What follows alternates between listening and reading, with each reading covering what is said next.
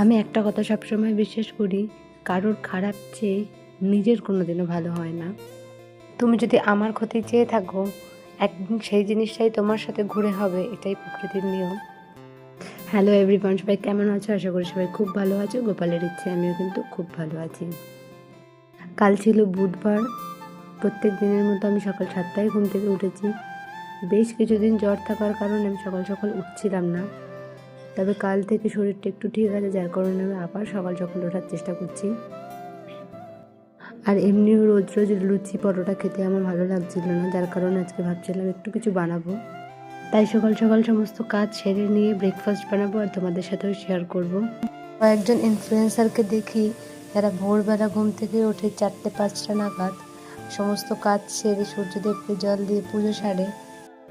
আমার খুব ইচ্ছা করলেও অত সকাল সকাল আমি উঠতে পারি না, তবে তাদের ভিডিও দেখে অনেকটা মোটিভেশন পাই। আজ হয়তো পারছি না, তবে চেষ্টা করলে হয়তো একদিন ঠিকই পারবো।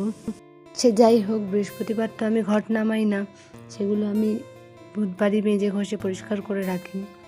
আর জানো তো, আমি যে বাইরের গাছ থেকে রোজ ফুল নিয়ে আসতাম, সেই গাছে প্রচুর বলতা হয়েছিল, যার কারণে সে গাছটা কেটে ফেলতে হয়েছে। এখন হয়েছে আমার ভারী অসুবিধা, ফুল পাই আমার গাছ থেকে ছাদের, তবে আগে যেরকম সুন্দর সাজিয়ে পুজো দিতাম, অত ফুল তো আমার গাছে ফোটে না।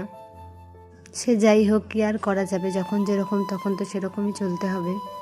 আমাদের ছাদে বেশ কয়েকটা ফুল গাছ রয়েছে, তার সাথে তুলসী গাছও রয়েছে, যার জন্য খুব একটা অসুবিধা হয় না। একদিন তোমাদের সাথে অবশ্যই শেয়ার করবো আমার কী কী গাছ রয়েছে ছাদে। দেখো, তোমাদের সাথে গল্প করতে করতে আমার ঘরের সমস্ত কাজ কমপ্লিট। এখন টিফিনটা বানাবো, তারপরে খেয়ে স্নান করে পুজো দিতে যাব।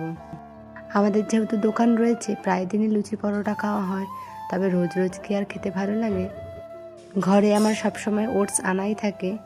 দুটো ডিম এনে ভাবলাম আজ একটু ওটসের অমলেট বানাই। এই ওটসের অমলেট বেশ হেভি আর হেলদিও, যার কারণে এটাই আমি সকালবেলা চুজ করেছি। তোমরা কারা কারা এটা ট্রাই করেছো অবশ্যই জানাবে।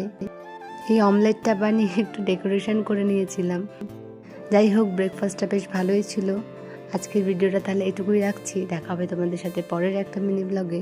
সবাই ভালো থাকবে, সুস্থ থাকবে, ভালো লাগলে একটা লাইক করে দেবে আর ফলো করে আমার পাশে থাকবে।